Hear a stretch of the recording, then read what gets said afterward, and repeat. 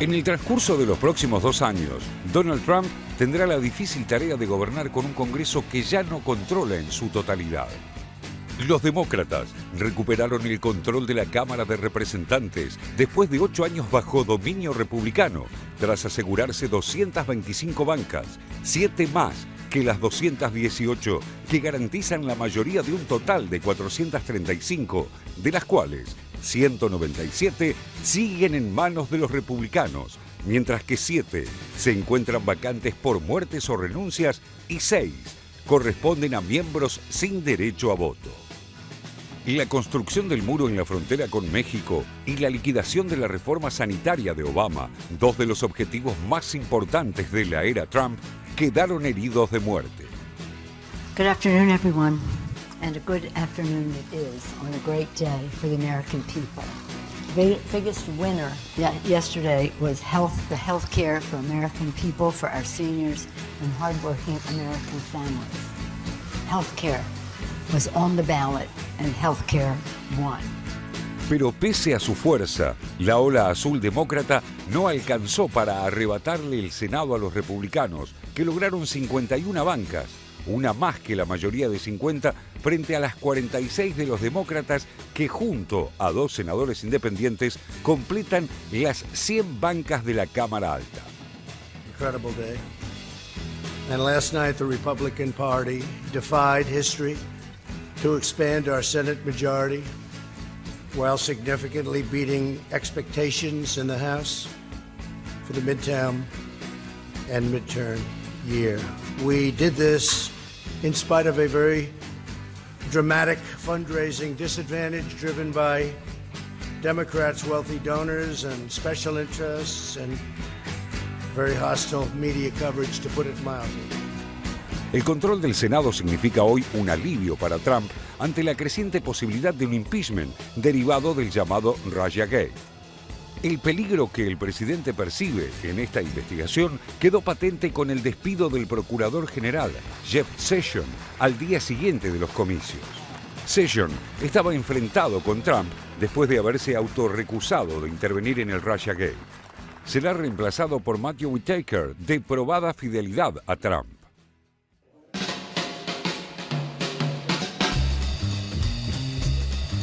Los republicanos no solo ampliaron la mayoría en el Senado, sino que además, en estados como Missouri, Dakota del Sur y Tennessee, lograron la reelección. En el caso de Texas, la contienda fue muy reñida. Ted Cruz fue reelegido con tan solo una diferencia de 3 puntos frente al demócrata Beto O'Rourke, un joven político liberal que muchos ven como una promesa presidencial. We saw a $100 million race, with Hollywood coming in against the state, with the national media coming in against the state, but all the money in the world was no match for the good people of Texas and the hard-working men and women across our state. Del lado demócrata también se mantuvieron importantes bancas, como el caso de la senadora Elizabeth Warren, que repite en Massachusetts también con aspiraciones para 2020. A partir de enero de 2019, el Congreso de Estados Unidos será el más diverso de todos los tiempos, con un número récord de integrantes mujeres. Una de las protagonistas del 6N fue Alexandria Ocasio-Cortez, una latina de 29 años que representará a Nueva York, la más joven en ocupar una banca. Se suman a un nuevo hito las 2 primeras mujeres musulmanas en el Congreso. Se tratan de Ilhan Omar, elegida por Minnesota, y Rashida Tlaib, por Michigan. Más barreras se rompieron con el triunfo del demócrata Jared Polis, el primer gobernador abiertamente homosexual elegido en Colorado, y los triunfos de Deborah Haaland de Nueva México y Jerry David por Kansas, las primeras nativas americanas en llegar al Capitolio por primera vez en 230 años. Today, voters across Kansas came together. We chose to put people before politics. También para la demócrata Donna Jalala, exsecretaria de Salud de Bill Clinton, fue una jornada histórica. Le quitó a los republicanos el decisivo Distrito 27 de Florida, de mayoría hispana. Esta zona abarca, entre otras áreas, el centro de Miami y la pequeña Habana. En lo que respecta a la gobernación de Florida, Andrew Gillum estuvo cerca de convertirse en el primer mandatario afroamericano del estado. Perdió por menos de un dígito con el republicano Ron DeSantis. La división se profundizó en todo el país. De las 36 gobernaciones en disputa, los demócratas lograron arrebatarles 7 estados a los republicanos, incluyendo algunos del medio oeste, donde reside la base de Trump: Wisconsin, Kansas, Nevada, Illinois, Michigan, Nuevo México y Maine. También sacaron amplias ventajas en California y Nueva York. Los republicanos se impusieron con mucha fuerza en las zonas rurales y retuvieron 3 estados clave para el futuro electoral de Trump: Florida, Iowa y Ohio. En un país donde el voto no es obligatorio, los niveles de participación fueron altísimos, un indicio de la polarización y la importancia que adquirieron estos comicios, y los jóvenes fueron la clave en el aumento de afluencia. En Washington, la dinámica política cambiará. La llegada de 2019 pondrá fin a la agenda republicana unilateral. Trump estará más controlado y deberá negociar con los demócratas o gobernar por decreto.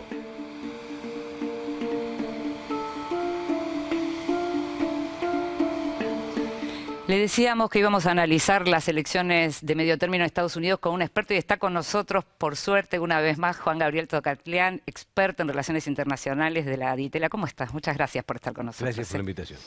Y hablábamos también de lo que pensamos que puede llegar a ser el balance de poder de ahora en más, en relación a esto, este Congreso dividido, estas gobernaciones impensadas que de pronto pasaron a manos demócratas, este nuevo espíritu, digamos, que empieza a ver también del otro lado. Ya no es solo Trump el que está contento, digamos, no parece tan contento. Bueno, yo diría que primero habría que hacer un pequeño balance de las novedades en sí mismo de esta elección, y luego quizás empezar a sacar algunas tendencias o conclusiones. La primera, que me parece no irrelevante, es que la elección fue la elección de mitad de término más costosa en la historia de los Estados Unidos. Los candidatos todos, gobernación, Senado, Cámara, etcétera, gastaron 5.200 millones de dólares. Y el precio de la política en Estados Unidos está creciendo significativamente. Los grandes donantes son cada vez más relevantes. Y aquí hubo una peculiaridad, que los grandes donantes fueron más a los demócratas que a los republicanos.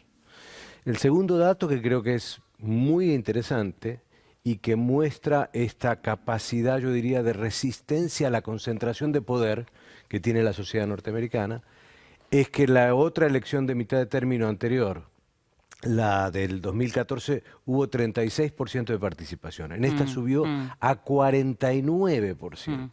Quiere decir que estamos ante una sociedad activa, dividida, por supuesto, pero que entiende que el juego democrático es vital para contener los abusos, las arbitrariedades, etc. Vos decís, más plata y más votos. Yo digo más plata y más votos, y después digo, adicionalmente, que si uno mirara simplemente la pantalla de los datos económicos y dijera, como suele afirmarse, el votante solo va en función de sus intereses, dividendos, condición material, si le va bien, etcétera, uno diría, bueno, tiene la tasa de desempleo más baja en los últimos 45 años, la economía ha estado creciendo mucho más que las economías europeas, las bolsas han ido por el aire magníficamente en Wall Street. Y entonces, ¿esta fue solamente una elección por intereses, o acá fue una elección donde hubo intereses, pero también valores? Y me parece que esta elección mostró que la movilización por valores fue muy importante, contra el abuso de poder, contra la discriminación, contra un presidente crecientemente autoritario, misógino, antiminorías. Entonces, yo creo que ayuda a entender que el lente bajo el cual tenemos que mirar estos procesos, aún en situaciones tan distintas como puede ser la de Argentina o la de Estados Unidos o la de los europeos, es ver que hay una capacidad democrática todavía muy fuerte y que las sociedades detrás de esta ola que uno podría llamar reaccionaria, que estamos viendo urbi et orbe, bueno, también hay fuerzas, elementos democráticos que entienden que reconocer derechos, ampliar derechos, defender derechos es importante. ¿A qué atribuís que las costas, que es lo que más conoce el turista, hayan votado demócrata y el medio oeste y el sur sigan votando republicano? Yo diría que hay tres fenómenos concurrentes. Uno, un cambio demográfico enorme en los últimos 30 años en Estados Unidos. Las dos costas en realidad se están despoblando relativamente y la gente está yendo más al centro y al sur de los Estados Unidos. El efecto de la desindustrialización en Estados Unidos, por otro lado, ha hecho que haya una relocalización de algunas empresas también en el sur de los Estados Unidos.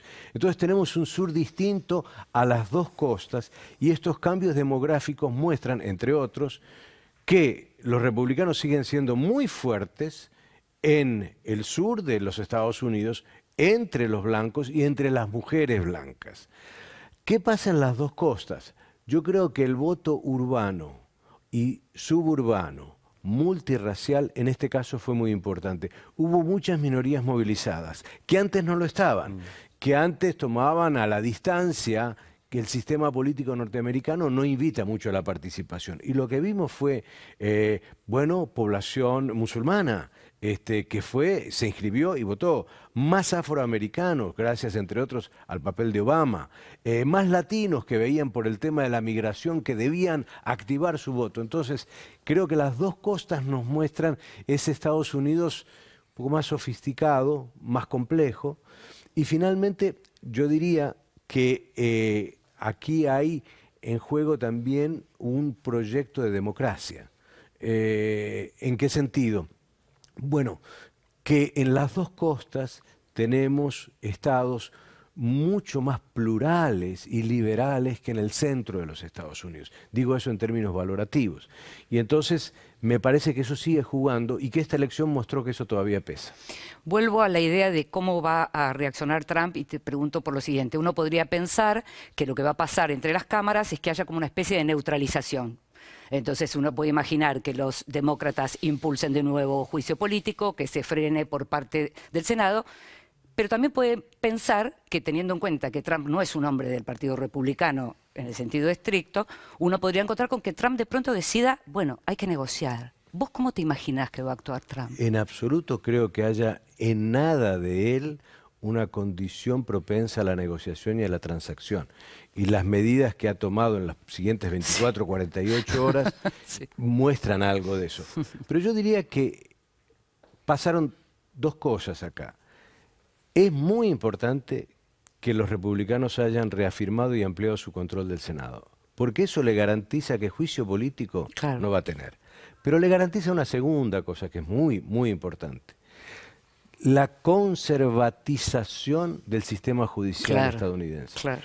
Ya nombraron 84 jueces federales. Lo que vayamos a ver en los próximos 2 años va a ser masivo. Donde puedan, Trump y el Partido Republicano van a poner jueces muy conservadores. Que duran mucho más que un gobierno. Que duran mucho. Y frente a eso los demócratas y la Cámara no va a poder hacer claro, mucho.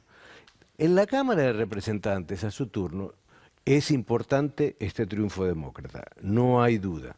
Hay un dato que a mí yo llamo la atención, que es importante por su efecto potencial en la política exterior, y es que el número de representantes que tenían experiencia de combate, es decir, que eran veteranos de guerra, venía decayendo notablemente en Estados Unidos.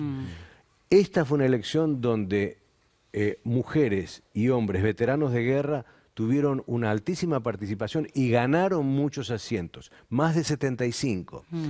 Esto es importante porque en general los veteranos de guerra llevan al Congreso debates en los cuales tratan de ponerle algún límite al uso de la fuerza, porque entienden por experiencia propia lo que han sido fiascos en muchos lugares. Entonces creo que ahí hay una veta en política exterior interesante. Ahora, si los demócratas se vuelven obstruccionistas, perdieron la presidencia del 2020.